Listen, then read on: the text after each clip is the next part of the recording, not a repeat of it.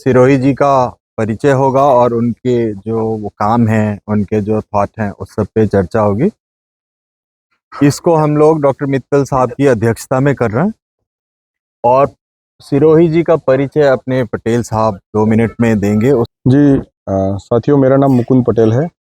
मैं universal life management, जिसका नाम है यूएलएम, ट्रस्ट की तरफ से हूँ।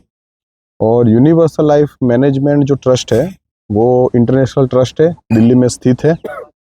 ट्रस्ट के जो मुख्य फाउंडर है वो मिस्टर प्रेमजीत जी सिरोही, जो यहाँ पे बैठे हैं। मूलतः वो सिरोही से है, राजस्थान, और अभी बुलंदशहर से है और दिल्ली में वो रहते हैं। यूनिवर्सल लाइफ मैनेजमेंट जो ट्रस्ट है उसका जो ध्येय है वो ये है कि संपूर्ण मानव समाज और प्रकृति, यानी नेचुरल रिसोर्स और ह्यूमन रिसोर्स मिला के ये जो पूरी रचना बनी है, इस रचना को सबके सुखी होने के लिए जो भी सॉल्यूशन या ग्लोबल चैलेंजेस को हम एड्रेस कर सके, उस तरह की एक निचोड़ को निकालना, जिससे कि संपूर्ण मानव समाज बौद्धिक रूप से, टेक्निकली, इंटेलेक्चुअल मतलब वे में जो भी अपना बेस्ट तरीके से जीवन जी सके, सुख से, शांति से, संतुष्टि से, उस प्रकार की स्थिति तक ले जाने के लिए जो भी प्रक्रियाएं करनी पड़े, वो सारी प्रक्रियाओं को एक छत के नीचे करने की, मतलब ट्रस्ट के अंतर्गत करने की कोशिश करते हैं। मतलब यहाँ पे हम लोग सेमिनार के आयोजन करते हैं, विविध विषयों पे जो ज्ञानी है लोग, उनको आपस में डिस्कशन करने के लिए बुलाते हैं, उनके साथ में चर्चाएं करते हैं। और उसके साथ में यूनिवर्सल लाइफ मैनेजमेंट की तरफ से प्रेमजी जी सिरोही ने 2 बुक लिखी है। एक का नाम है संपूर्ण समाधान व्यवस्था, मतलब ये जो नेचुरल रिसोर्स ह्यूमन रिसोर्स मिला के जो पूरी सिस्टम बनी है, ये सिस्टम को हम किस डिजाइन से लोगों के बीच में रखें और लोग किस तरह से उस सिस्टम में जिएंगे जिससे कि सारे सुखी हो सके, उसकी पूरी एक नई डिजाइन है।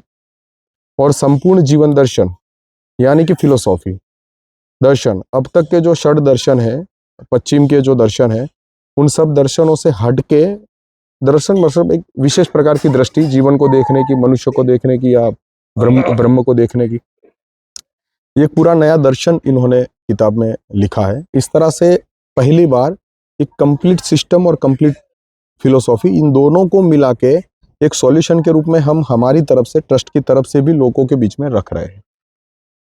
तो मूल रूप से हमारा पूरा ध्येय ये है कि फिलोसॉफी को या दर्शन में बदलाव की जरूरत है और व्यवस्था में बदलाव की जरूरत है। इन दोनों को बदलाव की जरूरतों को ध्यान में रखते हुए हमारी तरफ से एक सॉल्यूशन, और लोगों के अंदर जो भी सॉल्यूशन चल रहे हैं उस सॉल्यूशन को भी एक प्लेटफॉर्म पे लाके आपस में डिस्कशन करके उसमें भी देखने की कोशिश करना कि क्या बेस्ट है, क्योंकि सब कुछ अलग थलग चल रहा है। तो ये कोशिश जो है वो हम ट्रस्ट की तरफ से कर रहे हैं, और मुख्य संस्थापक के रूप में प्रेमजीत जी है। तो अब हम कुछ विषय वस्तु को थोड़ा सा गहराई से देखने की कोशिश करेंगे। मैं आपको एक एग्जाम्पल के रूप में एक बात को यहाँ पे रखना चाहूँगा, अगर सिस्टम को कैसे देखना है तो। जैसे ये पूरी की पूरी सिस्टम है वो एक फॉर्मुलेशन से चलती है, यहाँ पे कोई जंप नहीं है, सब कुछ इक्वेशन से चल रहा है। जैसे मान लो कि रेड कलर और येलो कलर को मिक्स करोगे तो वो इधर भी ऑरेंज बनेगा, अमेरिका में भी ऑरेंज बनेगा। एक फॉर्मूला से सब कुछ चल रहा है। ह्यूमन के अंदर भी एक फॉर्मूला से सब कुछ चल रहा है कि यहाँ पे किसी को सुई चुभोगे तो उसको भी दर्द होगा, चाहे वो वहां के पंछी या पशु को भी चुभोगे तो उसको भी दर्द होगा। ये भी फिक्स है। कहने का मतलब ये है कि परिणाम जो है वो कुछ प्रक्रियाओं से निकल रहे हैं। मानव जीवन की जो स्थिति है आज, वो ये हो चुकी है कि हम अपने शरीर के लेवल पे, या मन के लेवल पे, या भावनाओं के लेवल पे, या अपनी चेतना के लेवल पे, मतलब आत्म तत्व के लेवल पे, ये अंदर के हमारे चारों स्तर की बात है। और बाहर के रूप में, हमारे व्यक्तिगत रूप में, या हमारे कौटुंबिक स्तर पे, या समाज के स्तर पे, या प्रकृति के स्तर पे, हम देख रहे हैं कि बहुत सारी अनवांटेड चीजें हैं, मतलब जो मनुष्य नहीं चाहता है, प्रकृति भी नहीं चाहती है। तो 90% लोग जो है वो इस स्थिति में दुखी है। मतलब कि ये जो पूरी प्रक्रिया चल रही है इसमें 90% परिणाम गलत है, और ये 90% गलत परिणाम तक पहुंचाने वाली जो प्रक्रियाएं है वो ऐसा हो नहीं सकता कि प्रक्रिया सही चल रही थी और परिणाम गलत गलत गलत आ रहा है, ऐसा नहीं हो सकता। प्रक्रियाओं में भी 90% गलती है, तो 90% प्रक्रियाएं गलत हो रखी है, जिससे ये परिणाम 90% गलत हो रखा है। और ये जो प्रक्रिया जहां से स्टार्ट हो रही है, ये मूल बिंदुओं में भी वो गलती होगी ही, क्योंकि बिना उसको ऐसी स्थिति मानव समाज की हो नहीं सकती। तो अब सवाल यहाँ पे खड़ा ये होता है कि वो 90% कौन सी प्रक्रियाएं है या कौन से रूट कोजिस है जो गलत है या गलत हो चुके। तो उन रूट कोजिस को जानने की कोशिश हम लोग यहाँ पे करेंगे प्रेमजी जी के द्वारा, कि कौन सी ऐसी चीज है जो अब तक रह गई मानव समाज को फोकस करने में, जिससे कि जो बनना था वो नहीं बना और जो नहीं बनना था वो बन के हमारे सामने प्रस्तुत है, जिससे कि हम उस प्रक्रियाओं को बदल सके, रूट कोज को बदल सके और नए समाज की स्थापना कर सके। तो इसको मैं अभी हैंड ओवर कर रहा हूँ प्रेमजी जी से। सभी लोगों को मेरा अभिवादन। मैं एक आपके सामने एक ऐसी बात रखने का प्रयास करता हूँ जिसे आप सब लोग समझते तो हो, पर उससे जो समझना होता है उस तरफ जनरली ध्यान नहीं जाता है। जब जैसे मैं रखूँगा तो आप उसको कंफर्म भी करेंगे, आपको आपकी समझ में वो है बात, बस उस पर उस बात के लिए ध्यान जाता नहीं है।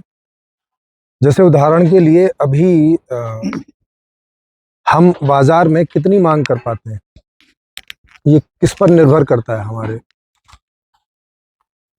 हमारे पास कितना पैसा है उस बात पर ये निर्भर करता है, या हमारी मंथली इनकम कितनी है उस बात पर ये निर्भर करता है कि हम मार्केट में कितनी मांग करेंगे अपने परिवार के लिए। ये बात आप जानते ही हैं क्योंकि रोज का काम है। और ये भी हम सब लोगों को पता है कि 90% लोग ऐसे हैं जिनके पास इतना पर्याप्त पैसा नहीं है जितना कि वो रोज मांग करना चाहते। ये भी डाटा है पूरा, नेशनल इंटरनेशनल अधिकतम देशों में। तो ये जो हमने पैसे की शर्त लगा रखी है मांग करने के ऊपर, कि अगर आपके पास पैसा है तो आप 35 करोड़ की गाड़ी भी मांग कर सकते हैं, और पैसा नहीं है तो डबल रोटी भी मांग करने में आपको मुश्किल हो जाएगी। तो पैसे की माने मुद्रा की जो हमने शर्त लगा रखी है करेंसी की, कि अगर है आपके पास तो आप मांग कर लीजिए, नहीं तो चुपचाप बैठिए, या फिर चोरी करिए, झूठ बोलिए, ठगी कीजिए, जैसे मर्जी पैसा लाइए और मांग कीजिए। इस शर्त से हो क्या रखा है कि मार्केट में मांग मिनिमम हो रखी है, क्योंकि 90% लोगों के पास पर्याप्त पैसा नहीं है, तो वो पर्याप्त मांग कर नहीं कर पाते।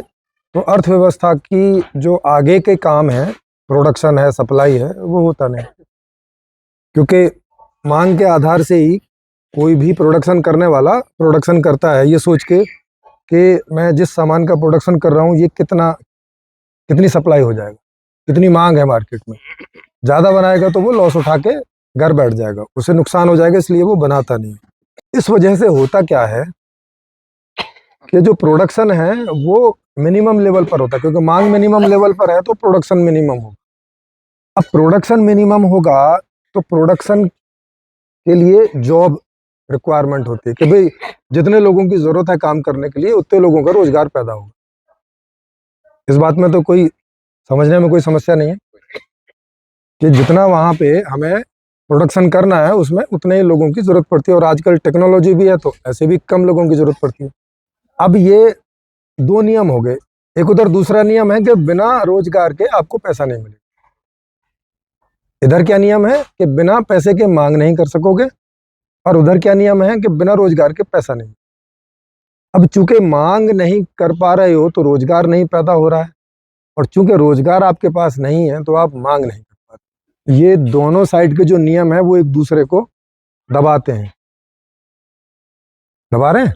स्पष्टली आप देख पा रहे हो कि मांग नहीं कर पा रहे हैं, इससे रोजगार दब रहा है, और रोजगार नहीं है इससे मांग दब रही है। तो दोनों एक दूसरे को दबा के रखे हुए हैं, माने मिनिमम पे रखे होते हैं। ये उसको ऊपर नहीं जाने देता और वो इसको ऊपर नहीं जाने देता, और स्वाभाविक रूप से मांग से ही ये खुल सकता है, क्योंकि मांग खुलेगी तो आगे के स्टेप खुल जाएंगे। और मांग दबी हुई है पैसे की शर्त की वजह से। ये कंडीशन लगा रखी है कि आपके पास पैसा है तो आप मांग कर लीजिए, आपके पास पैसा है तो 150 रुपये का चश्मा पहनिए, आपके पास पैसा है तो 15,000 का चश्मा पहनिए, इसी आधार पे आप मांग कर पाएंगे। अब जिन जिन लोगों के पास, जो लोग इस वाली अर्थव्यवस्था में एंटर नहीं हो पाते, क्योंकि एंटर कब होंगे जब जॉब मिलेगी, तो ये व्यवस्था फुल फ्लैज चल रही है 10% लोगों के लिए। 10% लोगों के पास पर्याप्त पैसा है, वो जितना चाहे मांग कर लेते हैं, उसका प्रोडक्शन हो जाता है, उनको सप्लाई हो जाती है। ये दिख रहा है साफ। 90% में जितना ऊपर से 90 से 80 70 ऐसे आएंगे तो उनकी कैपेसिटी जो है, परचेजिंग पावर कम होती चली जाती है नीचे तक, और नीचे वाला आदमी खाने के लिए मोहताज रहता है, हैंड टू माउथ टाइप का रहता है, मिल गया। सरकारें जो मदद करती हैं, 5 किलो चावल, ये वो, उससे काम चलता है। अब ये कंडीशन को क्या कुछ भी करके ठीक किया जा सकता है जब तक ये दोनों नियम लगे हुए हैं कि बिना पैसे के आप मांग नहीं करेंगे और मांग हुए बिना रोजगार नहीं पैदा हो। क्या कोई सरकार, कोई महापुरुष, कोई अवतार, जब तक ये कंडीशन बनी हुई है, क्या सोसाइटी में आर्थिक रूप से कुछ भी डेवलपमेंट किया जा सकता है? क्या पॉसिबल है? क्या संभव है? हाँ, मतलब ये मेरी ओर से माने, हाँ, माने कहाँ पे आपको थोड़ा ज्यादा जोर देना है, ये वो है। तो हम पाएंगे कि नहीं, जब तक ये दो बैरियर हमने लगा रखे हैं, एक बैरियर इधर लगा रखा है कि पैसे के बिना आप मांग नहीं कर सकते, और एक इधर बैरियर लगा रखा है कि बिना काम के पैसा नहीं मिलेगा। इसने 90% आदमी को गरीब बनाया हुआ, इस नियम ने। और ये नियम आज से नहीं है, ये जब से भी ये व्यवस्था बनी है, वो चाहे कबीलाई व्यवस्था थी, जंगल में भी जो थोड़ी बहुत व्यवस्था बनी होगी कभी, वो प्लस कबीलाई, उसके बाद राज्य व्यवस्था थी, राज व्यवस्था, और आजकल हम गणतंत्र व्यवस्था में जी रहे हैं। तो ये नियम सदा से रहा है। अभी मुद्रा है, पहले उसकी जगह बार्टर सिस्टम होता था कि भैया गेहूं दे दो, मक्का ले लो। गेहूं है तो मक्का की मांग कर लो, और नहीं है तो बैठो चुपचाप घर में। गेहूं है तो कपड़े की मांग कर लो, माने कुछ है देने को बदले में, तो कपड़े की मांग कर लो। तो वहां पर भी ये दो नियम सदा से समाज में, इसको बोलें कि नेचुरली रूप से, प्राकृतिक रूप से लगे चले आए हैं। आदमी को ऐसा ही समझ में आया कि भाई मैं इसको कुछ दूंगा तो भाई तुम मुझे बदले में कुछ दे। मोटी बुद्धि से यही समझ में आया। इसके इम्प्लीकेशन क्या होंगे वो उसने, इसकी जो कॉम्प्लिकेशन है वो सोच नहीं पाया आज तक, लेकिन परिणाम से हमें दिख रहा है। और अभी हम लोग चर्चा कर रहे हैं तो हमें समझ में आ रहा है कि ये जो दो नियम हैं, इसने अब तक की जो पता नहीं कितनी अरबों खरबों लोग आके जी के और मर के और जा चुके हैं, और इन दोनों नियमों की वजह से अधिकांश जनता गरीबी में जीने को बाध्य रही है, और आज भी है। तो जब मैंने इन सब चीज़ों का अध्ययन किया, इस कारण का कि इतनी बड़ी संख्या में, क्योंकि इतनी बड़ी दुनिया जिसका कोई और छोर नहीं दिखाई पड़ता, इतनी बड़ी धरती कि हम आराम से जान भी नहीं सकते कि ये गोल है कि फ्लैट है, मतलब इतनी बड़ी है, और उसके बावजूद आदमी यहाँ सदा से 90-95% गरीबी में जीता रहा। ये कैसे, ये हुआ कैसे, किस कारण से हुआ? तो मुझे जो समझ में आया वो ये कारण समझ में आया कि हमने अपने अनजाने में ही या कम बुद्धि के कारण इस प्रकार की अर्थव्यवस्था को हम लोगों ने अडॉप्ट किया, और उसका परिणाम ये होता रहा, और उसके विकल्प के रूप में कोई दूसरी अर्थव्यवस्था आज तक कोई सर्जित नहीं कर सका कि इसकी जगह कुछ और बेहतर ऐसा किया जा सके। तो ये परिणाम कंटिन्यूअस है। अब इसमें हम लोग आपस में एक दूसरे को जो है वो लगाते रहते हैं कि तू नकारा है, तू कम पढ़ा लिखा है, आलसी है, ऐसे ऐसे लगा के, और इस बात को जस्टिफाई करते रहते हैं कि अपनी तुम्हारी गरीबी का कारण भाई तुम हो, है ना। देखो वो आदमी तो आईएएस बन गया, लेकिन भाई आईएएस तो 600-700 सीट है, तो आप जितने मर्जी झक मारो, जितने मर्जी इंटेलिजेंट बन जाओ, 700 ही लोगों को मिलेगी, उससे ज्यादा एक आदमी को नहीं मिल सकती, है ना। तो जॉब जितनी है उतने लोगों को ही मिलेंगी, चाहे आप सुपर इंटेलिजेंट हो जाओ। 90% लोगों ने उसके बाहर रह ही जाना, जब, हाँ, जब तक ये व्यवस्था है। तो अब इसकी वजह से सारे अपराध भी होते हैं, ये भी आप सोचो, क्योंकि जो लोग इस प्रक्रिया में लीगली रूप से एंटर नहीं कर पाएंगे, क्योंकि लीगली कितने एंटर कर पा रहे हैं? 10% टॉप में कर पा रहे हैं, और 10-15% मध्यम वर्ग के लगा लो कि उन्हें कुछ ना लेबर फेवर ऐसी कोई नौकरी वोकरी मिल मिला के और इसमें थोड़ी अपनी जगह बना लेते हैं। बाकी लोग जो नहीं बना पा रहे हैं, उनके पास इलीगल ढंग से पैसा कमाने के अलावा कोई और उपाय बचा क्या ऐसी व्यवस्था में? मैंने देखा कि कोई उपाय बचा नहीं। अब आदमी चाहे तो वो चीटिंग करे, किसी को उधार ले ले, किसी से दे ना, ऐसे ही कुछ करेगा, क्योंकि जो उसके पास तो आ नहीं रहा तो देगा कहाँ से?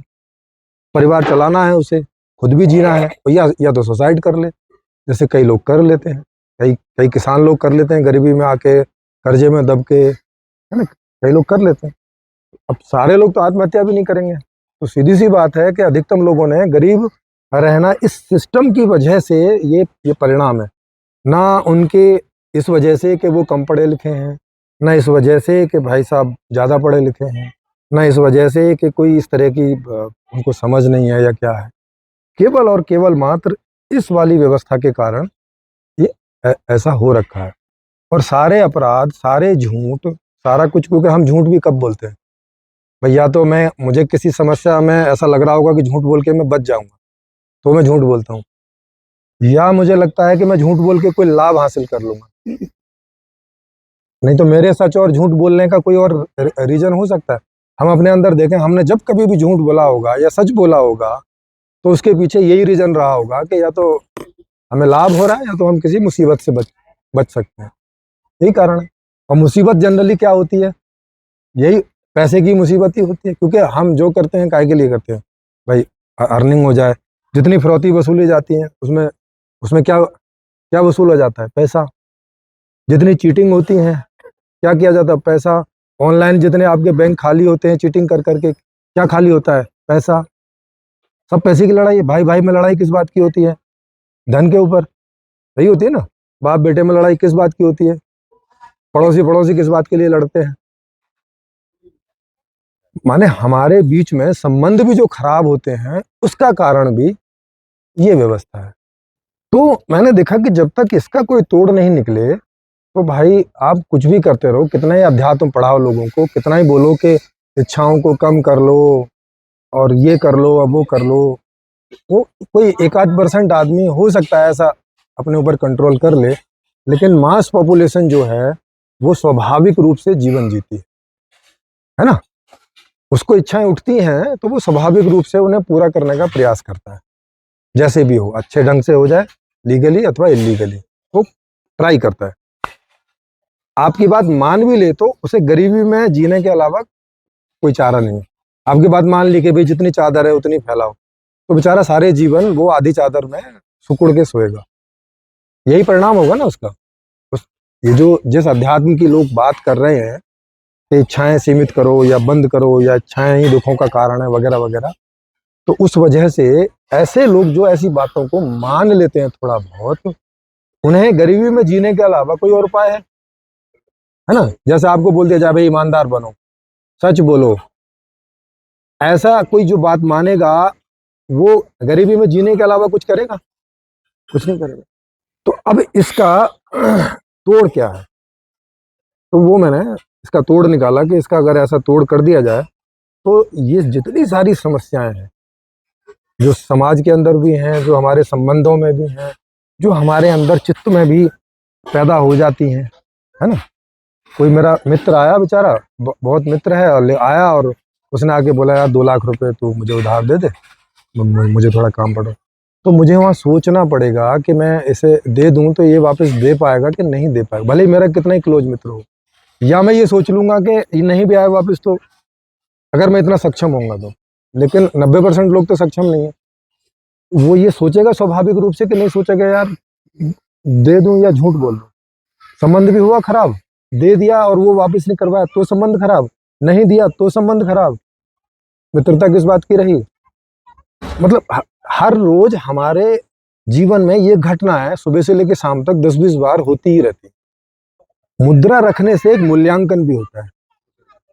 आप 1 लाख रुपए महीना कमा रहे हैं और आप 10,000 रुपए महीने कमा रहे हैं, क्या कभी भी आप दोनों एक दूसरे के साथ बराबरी से व्यवहार कर सकते हैं क्या? क्या होगा मुझे बताओ? नहीं होगा ना।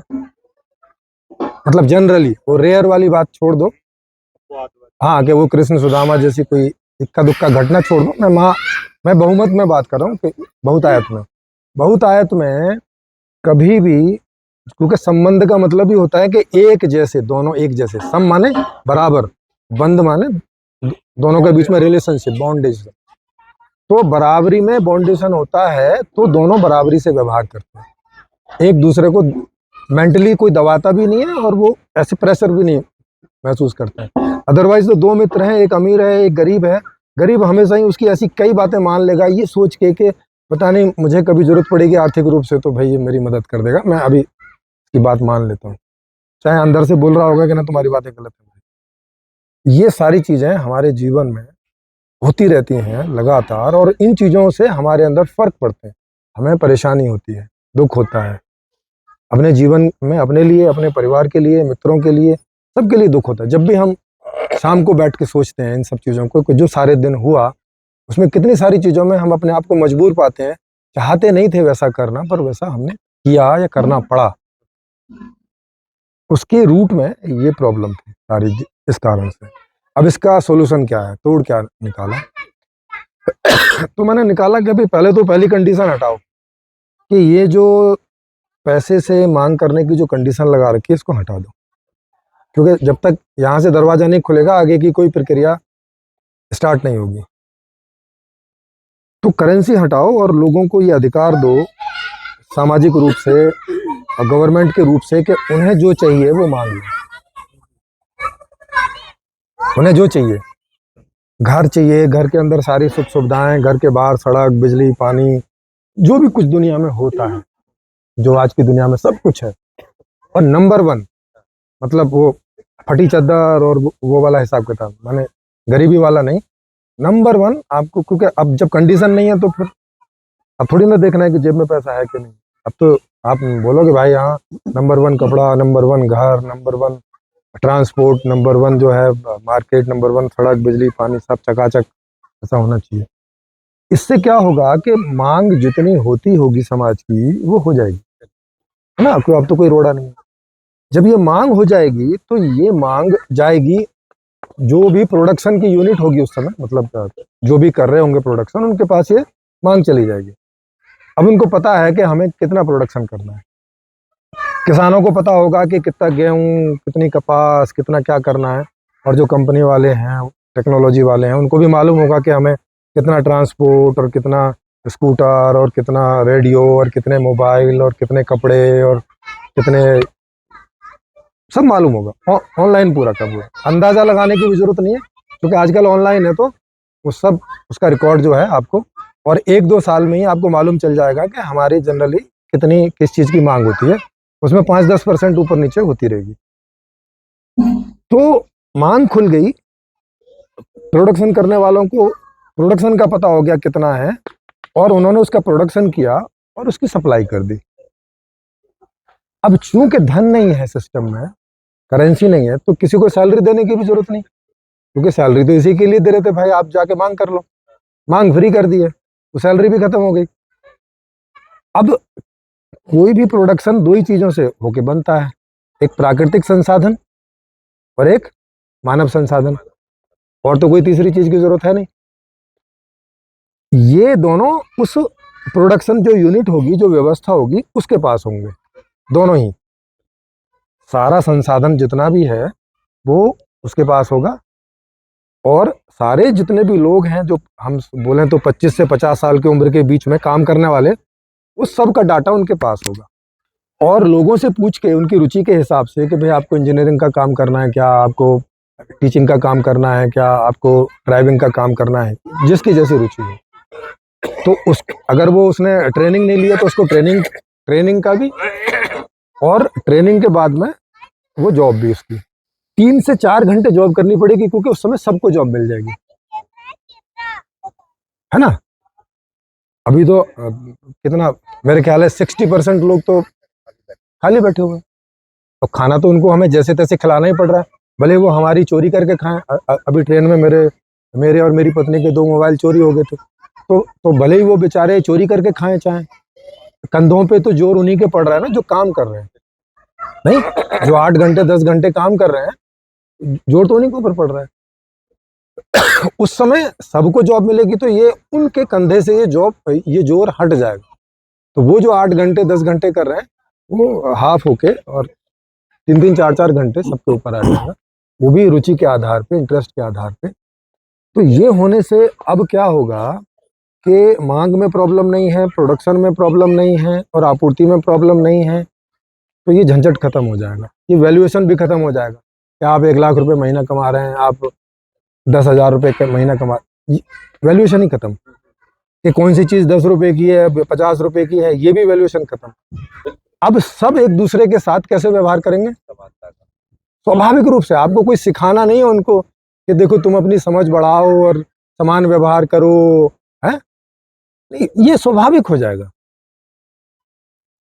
बच्चा भी बड़े होते होते सब समान ही व्यवहार करेगा, क्योंकि ऐसा ही है, वहाँ कोई फैक्टर ही नहीं है जो उसे बताए कि ये बड़ा है और ये छोटा है टाइप।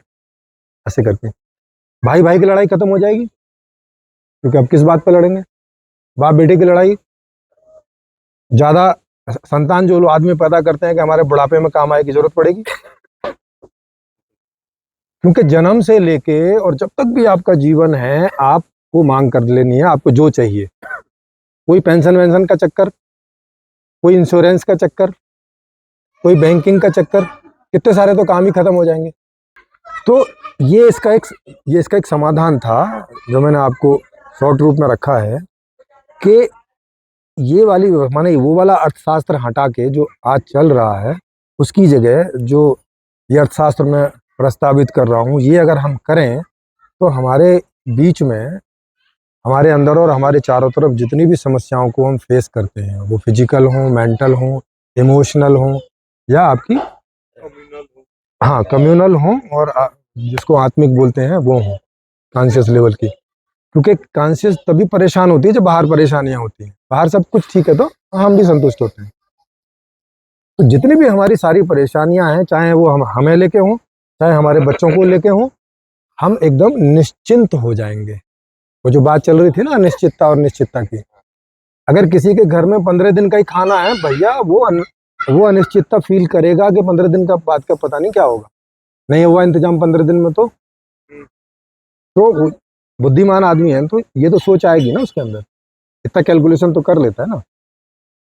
तो ये अगर इन सारी झंझटों से बचना है तो ये एक आर्थिक ऐसा समाधान है कि ये आने के बाद में ये जितने मैंने अभी आपको बताए और जो नहीं भी बताए हैं समय कम होने की वजह से, सारी प्रकार की, माने एक भी समस्या ऐसी नहीं है जो जिसका ये रूट नहीं है।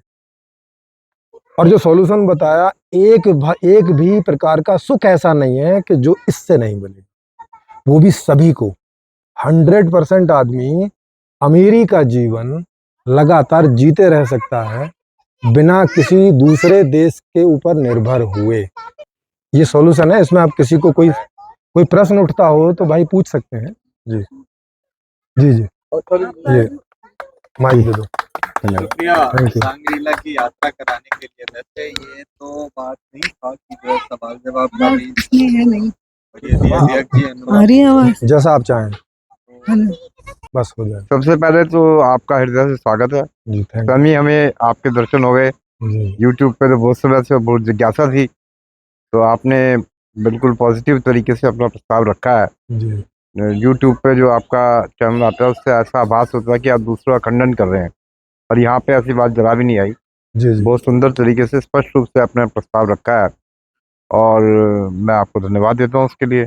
जी अब ये बात है कि क्योंकि यहाँ पे अनेक प्रकार की सीमाएं हैं, तो हम ये चाहते थे कि आपकी बात को हम समझ लें। मैंने तो कम से कम आपकी बात को समझ लिया है, बाकी लोग जैसा समझना चाहे समझें, लेकिन अभी बात अधूरी है। ज़्यादा उचित ये होगा कि हम आपकी पुस्तकें पढ़ लें, पूरी बात आपकी सुन लें, क्योंकि सवाल जवाब में आपने कुछ लिखा हुआ है, वर्कआउट किया हुआ है, फिर आप उसको समझाएंगे तो अननेसेसरी लंबा हो जाता है। वो तो है ही। तो जैसे भी आप चाहें, अपने मुदित जी हैं, कौशल जी हैं, ये सब युवा लोग हमारे हैं, ये आपसे एक पूरा सेशन ऑर्गेनाइज करें प्रॉपर्ली, जिस भी तरीके से हो, नहीं तो जूम पे ही हो और हाँ, किसी तरीके से ना हो, और उसमें ये प्रक्रिया कौशली उस प्रकार से चले। ऑनलाइन भी करते हैं। अब मैं अभी अपना ये सब मेरा परिचित विषय है, अभी मैं जानबूझ के जो है इस पर कुछ कह नहीं रहा हूँ, लेकिन इनकी बात बहुत पॉजिटिव है, बहुत अच्छे तरीके से आई है, तो मैं इसके लिए इनका धन्यवाद करता हूँ। अभी जो यहाँ अनेक प्रकार की खींचतान है, उसमें मेरा सुझाव ये होगा कि औपचारिक चर्चा को ना चलाएं, जिसको जो रुकना है सूर्य जी से बात करें, उसको तो कोई रोक ही नहीं। तो मेरा तो इतना ही है, ठीक है। जो चीज सहज होता है वो ही ठीक होता है, और उसका एक रास्ता भी होता है, वो भी मोटे तौर पे किसी भी चीज के होने का जो सटीक रास्ता है वो एक ही होता है, वो बहुत सारा नहीं होता है। तो मैं ये बात समझता हूँ कि ठीक रास्ता यही है जो अब आपने बात रखा। इस पे कोई फॉर्मल बात हो उससे पहले बहुत सारे राउंड की इनफॉर्मल बात होती है। जब तक हम आपको नहीं समझते, आप हमको नहीं समझते, तब तक बातें समझने का तो स्कोप ही नहीं होता।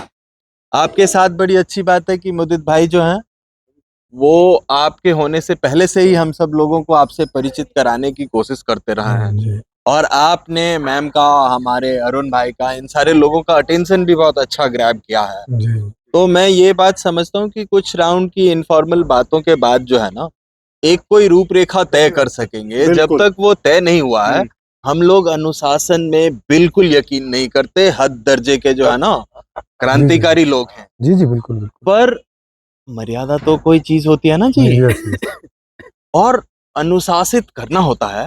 वो तो है। भाई क्रांति की भी उसको अपनी हम मर्यादा बिल्कुल होती है। यकीन नहीं करते, पर मर्यादा तो लोग खुद ही रखते हैं। हाँ, नहीं होगी ही, और क्रांतिकारी तो भी बिना इसी मर्यादा के अप्रोच कैसे के होगा। साथ मैं इस बात को यहीं विराम देता हूं। अब इसके बाद जो है जो चर्चा करना हो उस सब के लिए फ्री हैं। शुक्रिया आप सब लोगों का इसके लिए।